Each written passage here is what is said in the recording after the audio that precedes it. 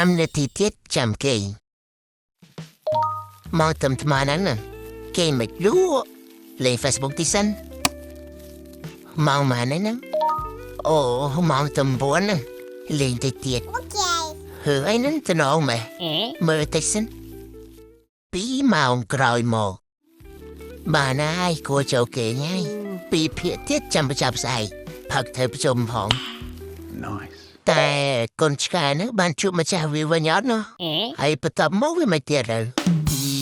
វាអស់ចិត្តសិននេះដាក់មកភាគទៀតសិនប្រហែល5 នាទីអីមកទៅហើយចាំគេលើកហ្នឹងគេយកមែនតើហ្មង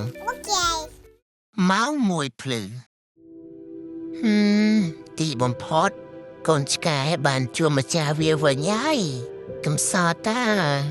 Happy ending កូនឆ្កែចូលប៉ុន្តែបិទភ្នែកចិត្តដែរតែមិនបិទភ្នែកអីណាបិទភ្នែកដេក